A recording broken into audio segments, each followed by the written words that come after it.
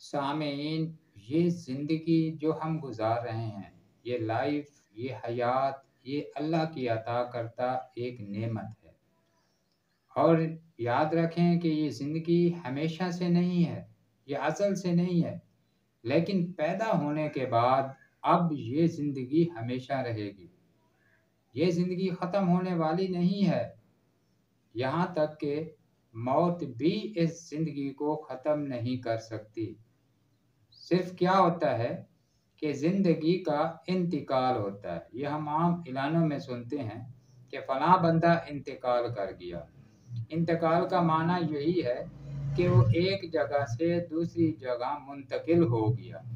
तो ये ज़िंदगी जो है, ये अज़ल से है और ये हमेशा रहने वाली है, ये ख़त्म नहीं होने वाली। तो इसी बारे में आपको इस वीडियो में बहुत सी मालूमात देने जा रहा हूँ, तो ये मेरी बात एंड तक सुनना।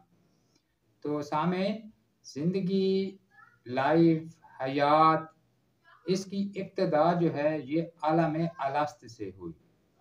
उलमा से अक्सर हम सुनते रहते हैं कि आलम अलस्त क्या है, जिसका ज़िक्र अल्लाह रब्बुल इज़्ज़त ने भी किया कि रूहों का इज्तिमा हुआ, रूहों का जलसा हुआ। वहाँ पर अल्लाह रब्बुल इज़्ज़त ने रूहों से मुखातिब होकर कहा कि अलस्तु बिरब्बिकुम, क्या मैं तुम्हारा रब नहीं हूँ? तो रूहों ने जवाब दिया कि कालू बला, क्यों नहीं, आप हमारे रब हैं। तो ये वहाँ पर ज़िंदगी की जो थी इब्तिदा हुई, आलम अलस्त में ज़िंदगी की इब्तिदा हुई।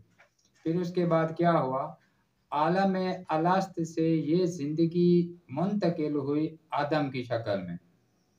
अब आलम अलस्त से एक वजूद की शक्ल में ज़िंदगी का इंतकाल हुआ। फिर आदम अलैहिस्सलाम से आगे इस ज़िंदगी का इंतकाल एक औरत हवा की शक्ल में हुआ। इसी तरह फिर उसके बाद ये सिलसिला चल निकला कि ज़िंदगी आलम अरवाह से माँ के पेट में रही और माँ के पेट के अंदर ज़िंदगी का 9 माह का अरसा हुआ। वहाँ पर इस ज़िंदगी ने 9 माह गुज़ारे। फिर 9 माह के बाद इस ज़िंदगी का इंतकाल माँ की पेट से दुनिया में हुआ। ज़िंदगी का इंतकाल माँ की पेट से फिर दुनिया में हुआ।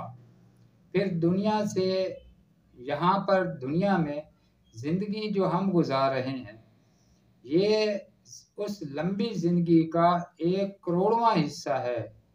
छोटा-सा हिस्सा है जो हम यहाँ गुज़ार रहे हैं, जिसे हम कहते हैं कि फ़लाँ ने 60 साल ज़िंदगी गुज़ारी, फ़लाँ ने 80 साल गुज़ारी, फ़लाँ ने 30 साल गुज़ारी।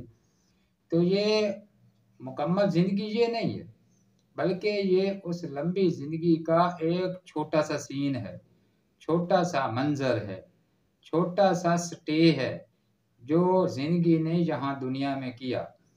फिर दुनिया से इस ज़िंदगी का इंतकाल आलम बरज़ख की तरफ हो जाता है और फिर आलम बरज़ख से इस ज़िंदगी का इंतकाल आलम हशर की तरफ हो जाएगा और फिर आलम हशर से इस ज़िंदगी का इंतकाल 2 तरफ होता है। एक होता है आलम जन्नत, एक होगा आलम दोज़ख।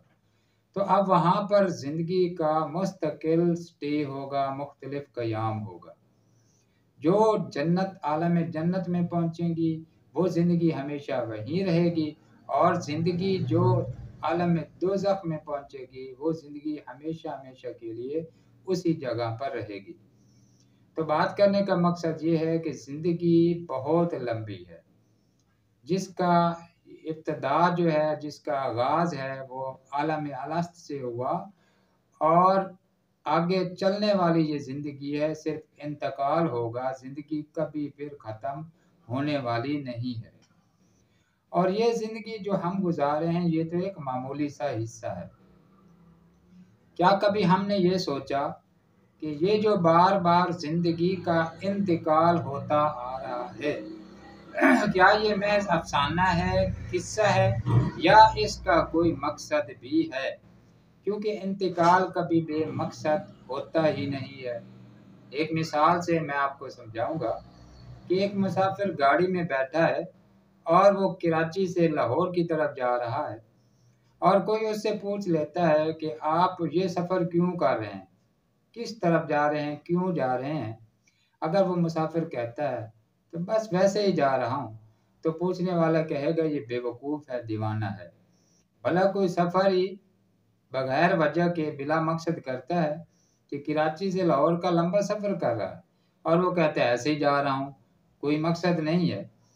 तो जिस तरह दुनिया का ये हमारा आर्ज़ी सफ़र है, ये भी बामकसद होता है, इसी तरह ये जो हम लंबी ज़िंदगी गुज़ार रहे हैं, इसका जो बार-बार इंतकाल हो रहा है, ये भी बेमकसद नहीं है। इस ज़िंदगी का भी कोई ना कोई मकसद है, ये बेमकसद नहीं है। तो इस लंबी ज़िंदगी का मकसद क्या है? ये भी एक बड़ी लंबी बहस है। तो इंशाअल्लाह मैं अगली वीडियो में इस पर हम बहस करेंगे कि हमारी जो ये लंबी ज़िंदगी है जो आलम अलस्त से शुरू हुई और ना ख़त्म होने वाली है, इसका मकसद क्या है? और फिर वो मकसद क्या है? एक हमारे ज़हन से मकसद बनता है कि हम अपने मकसद से चल रहे होते हैं। कोई कहता है कि ज़िंदगी का मकसद दौलत कमाना है, कोई मकसद लिए हुए है कि मैंने तालीम हासिल करनी है, डिग्री हासिल करनी है।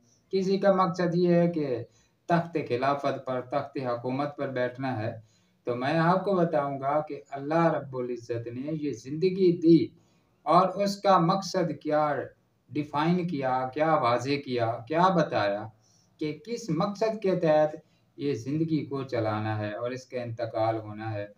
तो दुआ है कि अल्लाह ताला हम सबको अमल की तौफ़ीक अता फ़रमाए और आप मेरी वीडियो देखते रहना। इंशाअल्लाह इससे अगली वीडियो हम इस पे बहस करेंगे कि हमारी ज़िंदगी गुज़ारने का असल मकसद क्या है। अस्सलामु अलैकुम व रहमतुल्लाहि व बरकातहू।